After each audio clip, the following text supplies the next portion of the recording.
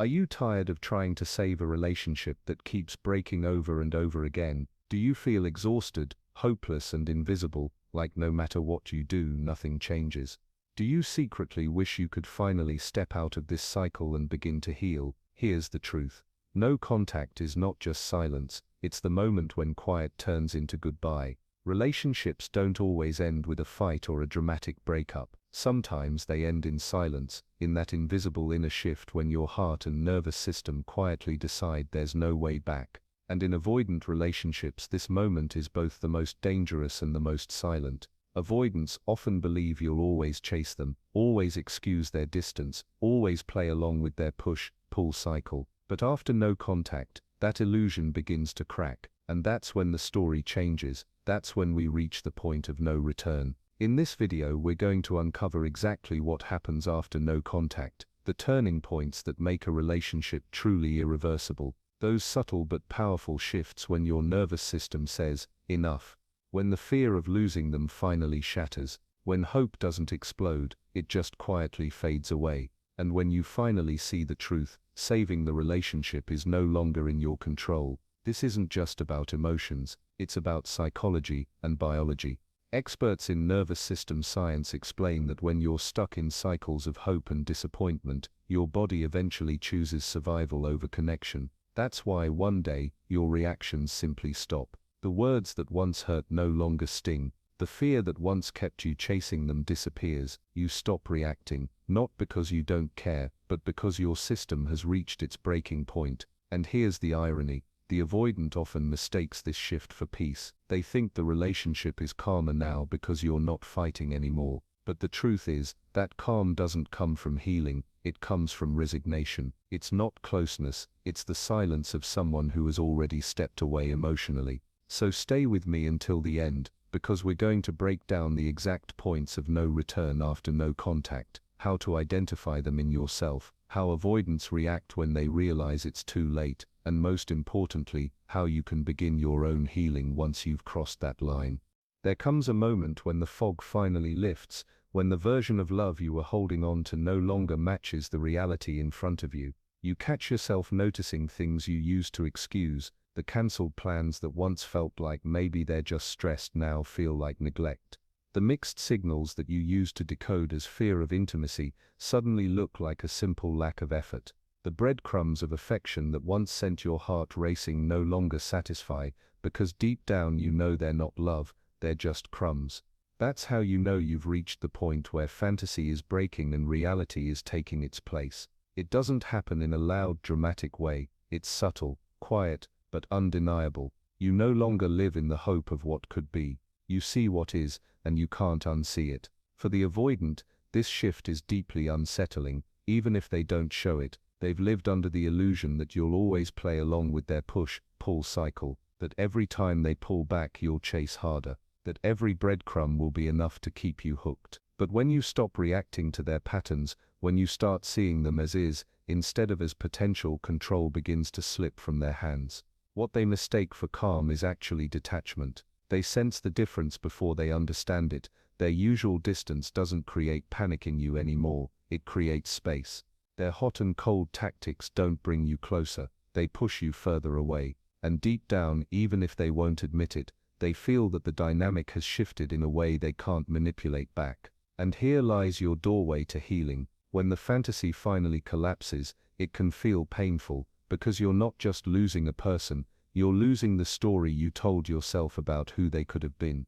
That grief is real, but inside that grief is liberation. Because when you stop pouring energy into illusions, you finally have energy to invest back into yourself. Instead of strategizing how to get them to show up, you start showing up for yourself. Instead of hoping they'll change, you start creating change in your own life. Instead of measuring your worth by their reaction, you begin to define it from within. That's the turning point where survival becomes growth. This is the moment where you stop fighting for the relationship and start fighting for your own peace. The point where you stop imagining love and start demanding the real thing, not from them, but from life itself. It's not easy, and it's not instant, but it's irreversible. Once you see reality clearly, you can never go back to living in illusions, and that clarity, even though it hurts, is the first true step toward freedom.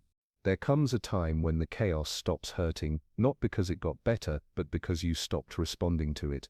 The words that used to sting no longer leave a mark. The silence that once made your chest tighten now feels strangely neutral. Even their criticism, dismissiveness or cold withdrawal, the very things that once triggered tears, anxiety, or endless overthinking, now land like stones skipping across water. They touch the surface, but they don't sink in anymore. That's how you know you've reached the stage where nothing affects you the way it used to. It's not indifference you chose, it's numbness your nervous system created as protection. After too much stress, too many cycles of hope followed by disappointment, your body makes the decision for you: enough. This isn't weakness, this is survival. For the avoidant, this shift is disorienting. They've always counted on the power of reaction. Every withdrawal was meant to create pursuit. Every breadcrumb was designed to pull you back in. The hot and cold rhythm gave them control, because as long as you cared deeply enough to respond, they felt secure in their role. But when you stop reacting, when silence doesn't spark questions, when distance doesn't trigger panic, when mixed signals don't send you into decoding mode, the cycle breaks. Suddenly they realize their tactics aren't working anymore. Instead of anxiety, they get calm. Instead of pursuit, they get space. Instead of desperate reassurance seeking, they get polite detachment. It feels liberating at first, like the pressure has lifted, but then comes the deeper realization: they've lost the grip they thought they'd always have. For the first time, they face the possibility that your emotional connection to them may no longer exist in the same way, and here is where your healing begins. Numbness can feel scary, because you may confuse it with not caring, or wonder if you've become cold. But in truth, it's your nervous system reclaiming balance. That protective shield is your body saying, I will no longer spend energy on someone who cannot meet me halfway. This is the doorway back to peace. It's not about pretending their behavior is okay, it's about recognizing that their behavior no longer has the power to define your self-worth or control your emotions. You reclaim the right to feel steady, calm and centered, regardless of their presence or absence. This stage is a gift, even if it feels hollow at first, because once nothing they do affects you the way it once did, you are finally free to invest that energy into yourself. The silence inside you becomes space for clarity. The calm detachment becomes room for new beginnings. And the absence of reaction isn't the end of love, it's the end of the illusion that love should hurt this much. That's when healing truly begins. There's a stage in every painful relationship where the deepest fear, the fear of losing them, suddenly collapses. For so long this fear controlled you. It dictated your choices, your silence, your compromises. You stayed quiet when you wanted to speak, because you were afraid they'd walk away. You accepted less than you deserved, because you were terrified of pushing them too far. You held on to their distance, because letting go felt unbearable. That fear was the chain that kept you bound, even when you knew the connection was draining you. But then something shifts. The thought of losing them stops feeling like the end of the world and starts feeling like the beginning of freedom. You notice the difference the moment it happens. Where you once begged for reassurance, you now shrug at their silence. Where you once panicked at the idea of them leaving, you now wonder why you were ever so afraid. The fear breaks, and with it the illusion that you can't live without them. This is one of the clearest signs that you've crossed the point of no return. The very thing that used to terrify you has lost its power. For the avoidant, this moment is both confusing and alarming. They've always relied on your fear of losing them to keep the dynamic in balance. The push-pull only works if you keep chasing when they withdraw, if you keep fighting to prove your worth when they grow distant. But when you no longer fear their absence, their usual strategies collapse. They pull away, and you don't follow. They test boundaries and you don't flinch. They assume you'll cling, but instead you release. At first they may interpret it as strength or independence, but eventually they realize it means something deeper. The bond that once gave them control has weakened. What they thought was endless patience now has limits. What they thought was unconditional devotion now has boundaries. And here is where healing becomes real. When the fear of losing them breaks, you finally return to yourself. You recognize that losing someone who cannot meet your needs is not true loss, it's protection. You see clearly that love built on fear is not love at all. Instead of clinging to what hurts, you begin to trust the stability of your own life. You start making choices not from desperation but from alignment with your values. The energy that was once spent guarding against abandonment is now free to build a life where you are secure, whole, and unshaken. This is the turning point where power shifts, not power over them, but power within yourself. You are no longer driven by fear but by clarity, no longer bound by panic but by peace. And once this fear breaks, the chains that held you in the cycle with an avoidant partner dissolve forever. That's when the future finally belongs to you again. Hope is often the last thread that keeps us tied to a breaking relationship. It whispers, maybe they'll change, maybe next time will be different, maybe love will be enough. It's that fragile belief that tomorrow could heal what today has broken. For partners of avoidance, this hope can become a lifeline. Each breadcrumb of affection is treated like a promise. Each brief moment of closeness feels like a preview of what could be permanent. Each apology or explanation convinces you to hold on just a little longer. But then, without fanfare, hope begins to fade. It doesn't shatter with a single fight or a dramatic ending. It slips away quietly.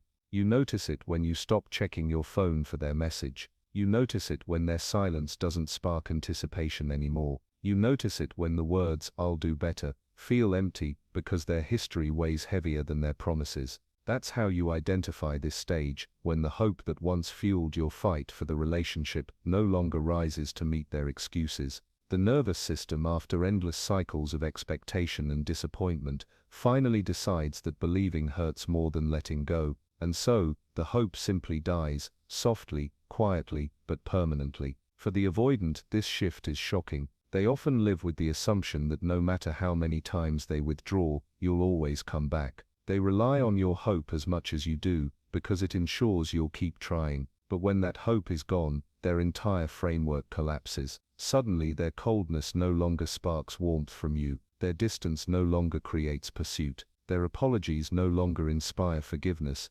Instead of meeting effort with renewed belief, you meet it with silence, calmness, or polite indifference. The avoidant senses this change before they understand it. The invisible safety net of your hope has vanished, and with it, their control. And while this moment may feel devastating for you, it also marks the start of real healing. Because when hope dies, clarity is born. You stop living in the future tense, in fantasies of what could be, and you start living in the present moment, seeing what truly is. Instead of hoping they will change, you accept that change may never come. Instead of waiting for them to love you the way you deserve, you decide to love yourself in ways they cannot. Instead of gripping the illusion of potential, you step into the reality of your own power. It's not bitterness that takes root here, but freedom. Because when hope dies, so does the cycle that kept you bound. What once drained you now releases you. And though the loss of hope may feel like an ending, it's also a beginning. The beginning of a life where your peace, your worth, and your happiness are no longer dependent on someone else's capacity to show up. That quiet death of hope becomes the loudest signal of all. It's time to start over, and this time the story belongs to you. There is a moment that feels heavier than all the others, yet strangely lighter too, the moment you finally recognize that the relationship cannot go back to what it was. Up until now, part of you might have believed in repair, in second chances, in maybe if. But when irreversibility becomes clear, all of that dissolves. You notice it when conversations feel surface level, because you've stopped bringing your full self to them. You notice it when even good days don't erase the pattern of bad ones. You notice it when your heart no longer leaps at the thought of reconnection, because deep inside you know the bridge has already burned. This recognition isn't loud, it doesn't come with fireworks or even tears, it comes with stillness, the kind of clarity you can't argue against. It's the nervous system's final verdict. There's no way back. For the avoidant, this is the realization they fear most, and often notice too late. They sense something has shifted but can't always name it. The partner who once fought, explained, and pleaded is no longer doing any of those things. Instead of tension, there is calm. Instead of conflict, there is distance. And instead of waiting for change, there is acceptance. At first, they may misinterpret it as growth in the relationship, a smoother phase, fewer arguments. But soon they realize that the calm is not closeness, it's resignation. They begin to feel the unease of losing the power they once had, because your emotional world no longer revolves around them. Their strategies: withdrawal, mixed signals, sudden gestures, stop producing results. The control they thought was permanent evaporates, and they face the terrifying possibility that it truly is too late. For you, this recognition marks the start of healing in its purest form. It's painful, because it requires grieving not just the person but the fantasy of who you hoped they could be. Yet it's liberating, because you no longer waste energy fighting a battle that cannot be won. The acceptance of irreversibility frees you to invest fully in yourself. You start seeing your own needs clearly, without twisting them to fit someone else's limits. You begin to trust your own resilience, realizing that survival has already been happening inside you for a long time. And most importantly, you open space for real love, the kind that doesn't depend on illusions, fear, or endless waiting. This stage is not about bitterness or revenge. It's about truth. It's the peace that comes from finally seeing things as they are, without denial, without bargaining. And once you reach this point, you can't go back, because once you see reality clearly, illusions can never hold you again. That recognition, though heavy, is also the light that guides you forward. It tells you that the story with this person has ended, but your story is still unfolding. And this time you get to write it without chains, without fear, and without compromise. Every relationship carries a point of no return, that invisible line where going back is no longer possible. But in avoidant relationships, this point arrives in the quietest and most dangerous way. No shouting, no dramatic breakups, no big goodbyes, just a slow unraveling of hope, reaction and connection until one day you realize the bridge between you has already collapsed. It's silent but final, it's hidden but irreversible.